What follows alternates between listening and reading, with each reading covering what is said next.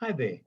Fugaza presents In Conversation With. I'm your host, David Batzofin, and joining me today is the current holder of the Safari Guide of the Year trophy for 2019. He holds the record not only for winning in 2019, but to hanging on to the trophy for 2020. Riaan Fourie. Riaan, how are you doing? David, very well. How are you? All right, thank you. You hold the unenviable record, or the enviable record, of actually having had the trophy for 2 years through no real fault of your own.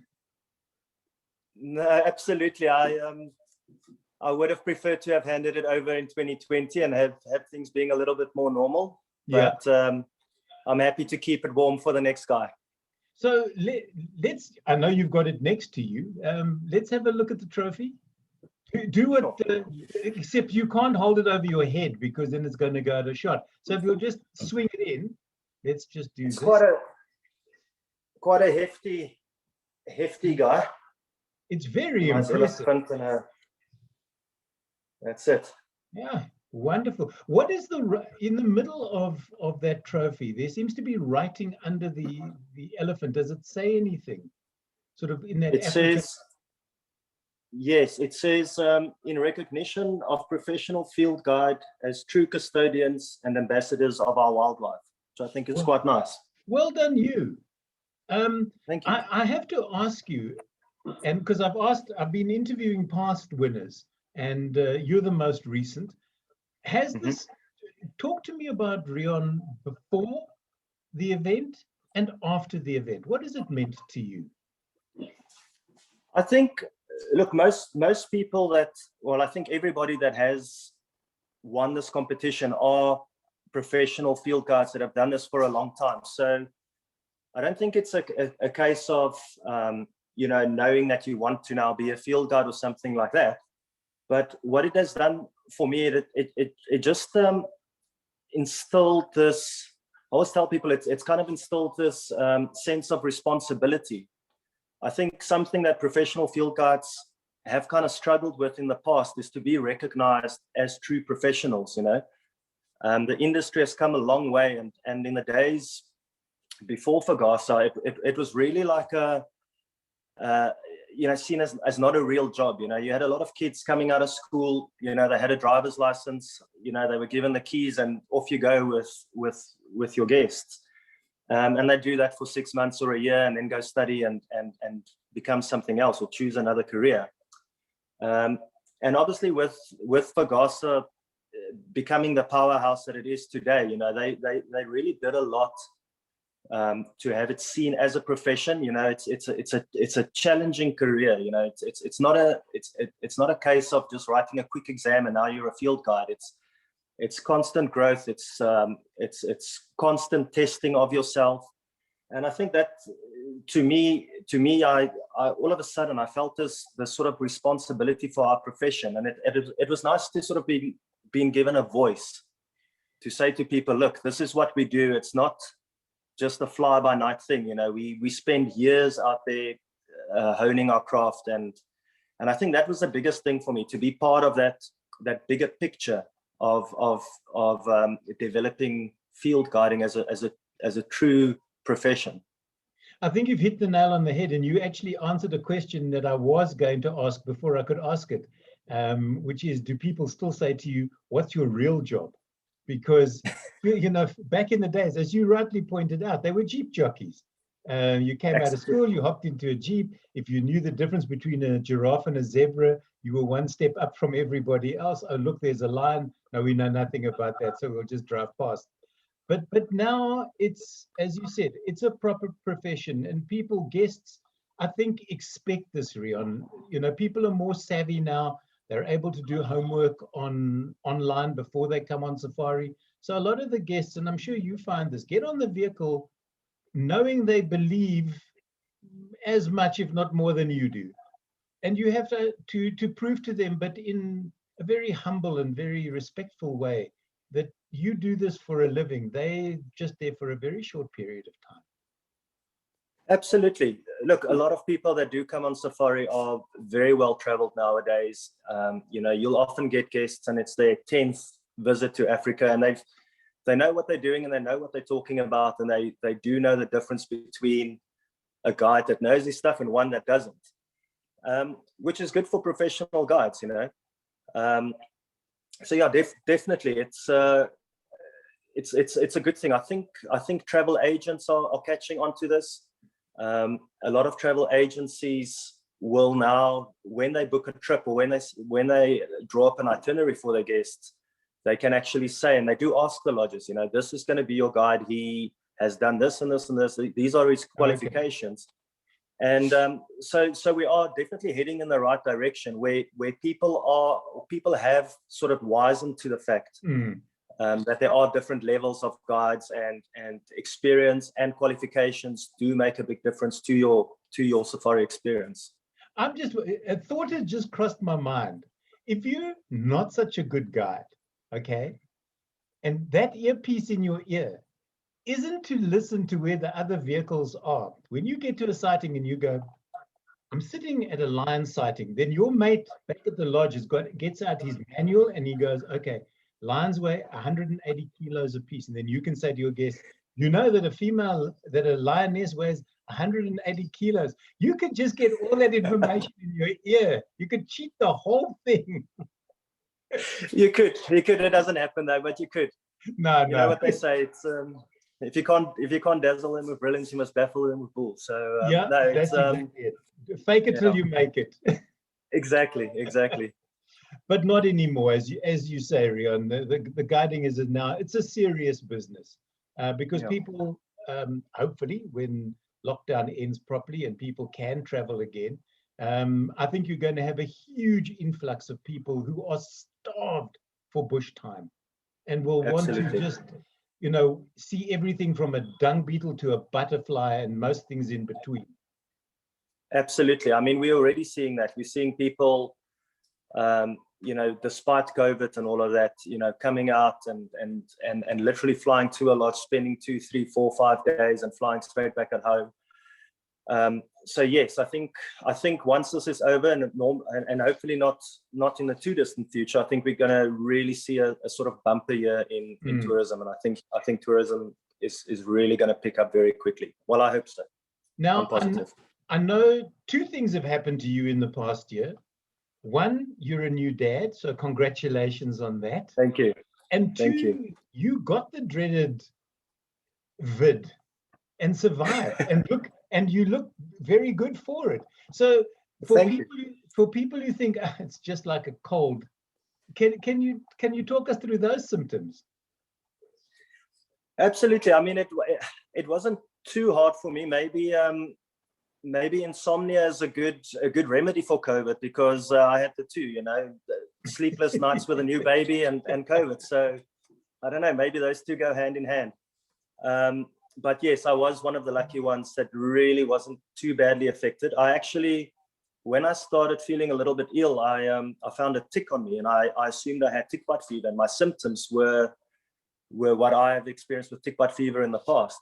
And it was only about a week in that I started getting a little bit short of breath and so on, and then was diagnosed. But I really feel fortunate that I wasn't one of those people who do end up on ventilators or in hospital, you know. So it really wasn't that bad. Maybe it's got to do with the fact that we live out here in nature and clean air and things like that. You never know, but I came off quite lightly.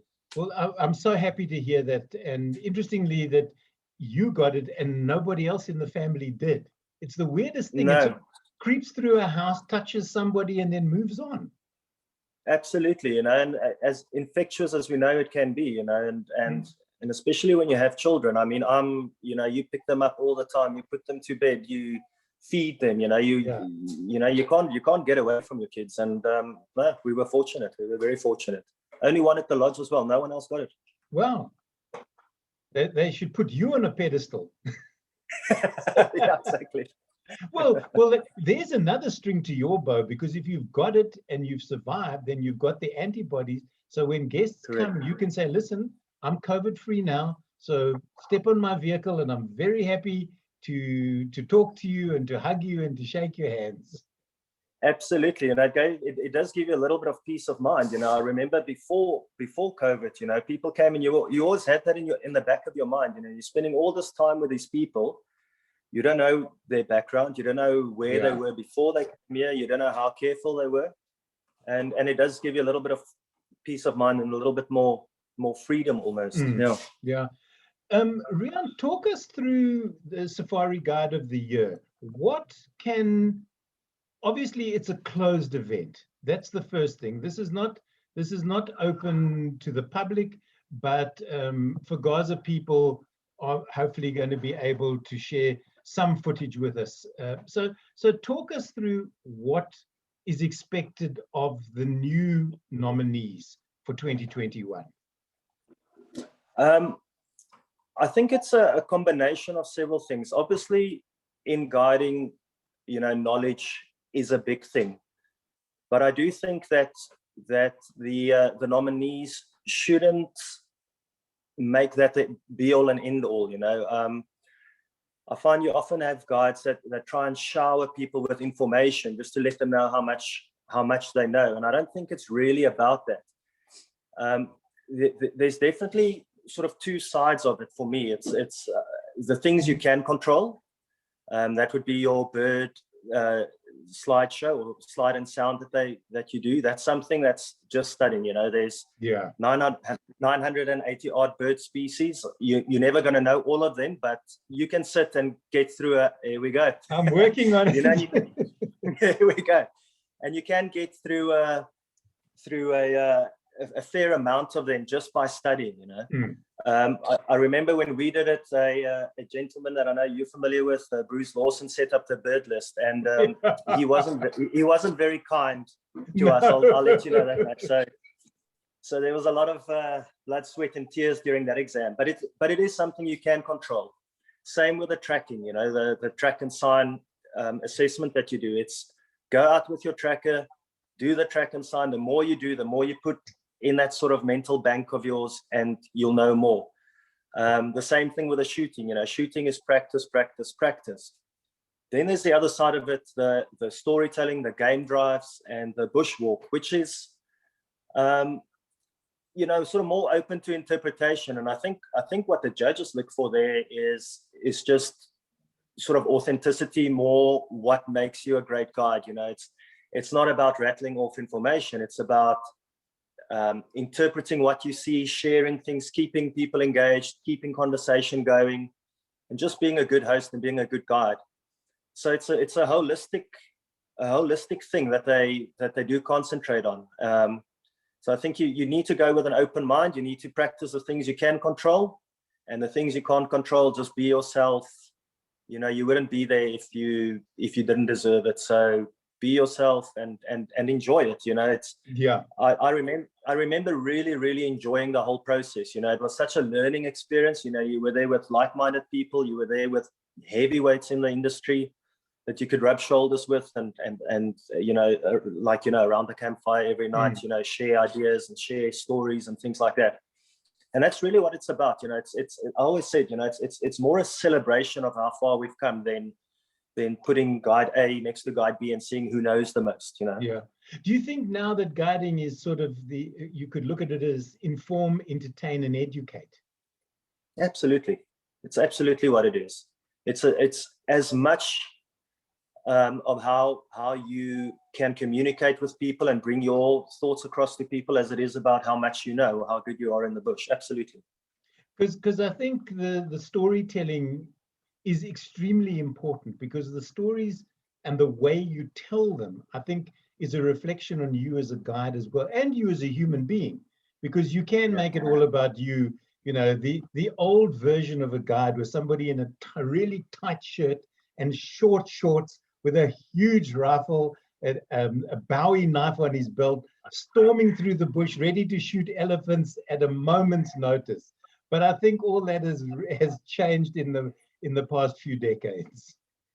Absolutely. In 2019, I heard Brian Serow still coin the phrase Rhodesian bush pants. Yeah. That's what those short shorts are called, apparently.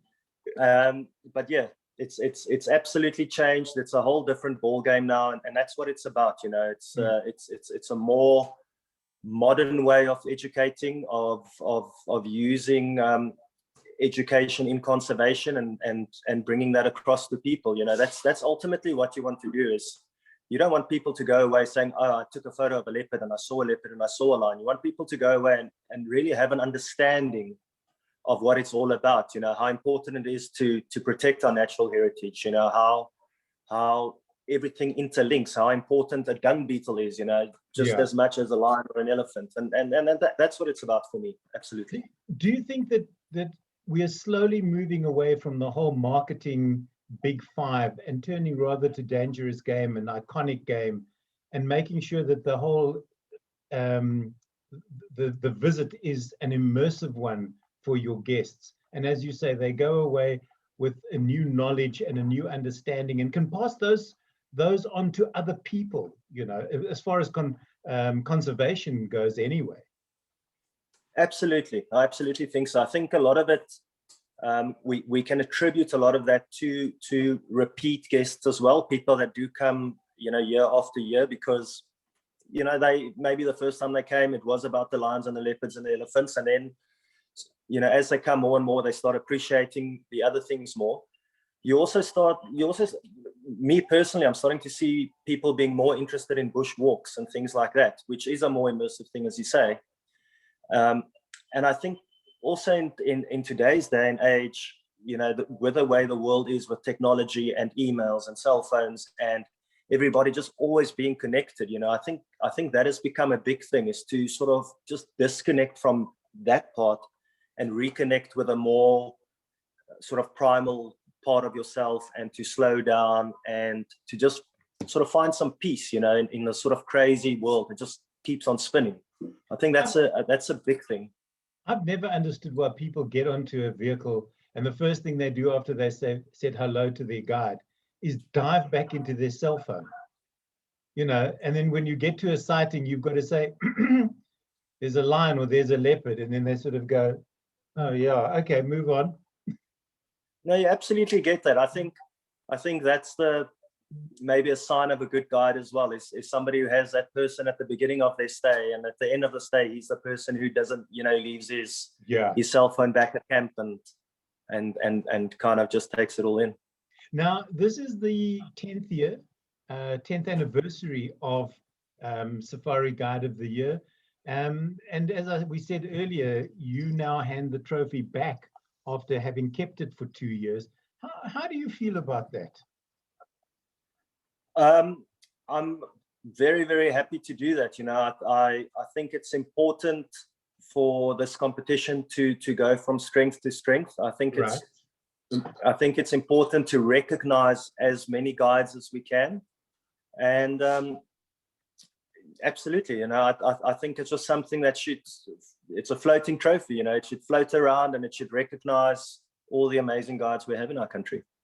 Now, we joked when I ran you through these slides just before we went live, I said to you, this was Julius from 2019, and that poor fellow's been sitting in that position since the tracking assignment at Safari Guide of the Year 2019. I'm hoping that eventually he's actually going to stand up because he's going to be almost crippled by the time we get up there.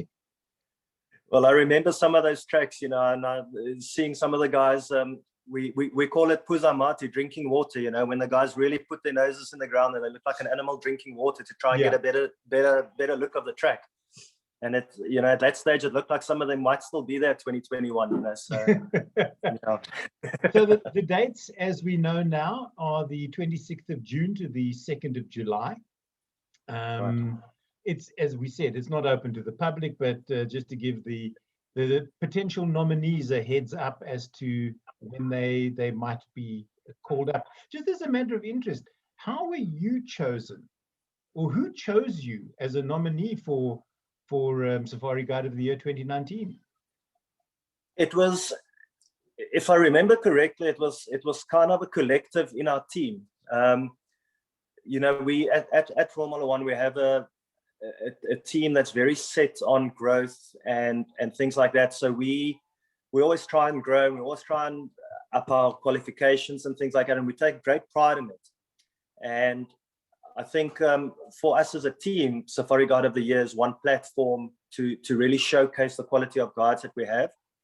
So we decided we are going to do a regular thing of trying to get guides into the competition. And unbeknownst to me, I was kind of, you know, people spoke behind my back, and it was decided that I was going to be the one to represent in 2019. So I was nominated by one of our guides, and then, you know, you go through a sort of a process of interviews and things like that, and eventually shortlisted. So that's how it happened. Wonderful. Riaan, any words? I know that you've alluded to nominees and what they should and shouldn't be doing, but any words for the potential nominees or those people? Let's take this to a different side. Those that are nominated and don't make it through to those top 5, what are your words to them? I don't think there's any shame in being nominated and not being selected. I think a lot of it has to do with luck. Like I said, you get selected based on a process of interviews, and, you know, giving a good interview does not necessarily make you a good guide. So I don't think people should read too much into that. Just keep on growing and keep on trying. You know, if I think anybody that has been nominated, you know, can stand tall and say, listen, there's at least people around me that recognize the work that I do, and that should already be a huge feather in your cap, just by itself. And just finally, I suppose a big word of thanks to Fugaza for putting all of this together. Absolutely. You know, if it wasn't for Fugaza, you know, guiding would still be back in the dark ages. You know, you'd still have those guys with short pants, you know, running around with their guns, and it would just be a big sort of egotistic thing, you know, which you know, to be quite honest, that is what it was in the past. You know, you can talk to a lot of top guides today, and they'll tell you how hard it was back in the day to learn anything from guides. You know, people were keeping their knowledge to themselves. Yeah. It was all about how much I knew and how much I knew more than the guy next to me. And it's become much more, you can look at social media nowadays, it's become much more of a sharing thing, you know, and sharing of knowledge, sharing of experiences, and that's what it's about.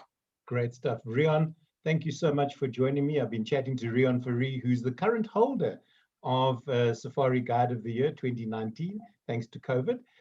But he will be handing over that trophy in the latter part of June 2021. Riaan, I look forward to seeing you at the NJ Moore Field Guide College when that happens. Thank you, David. It was great to see you, and we'll have a few cold ones in June.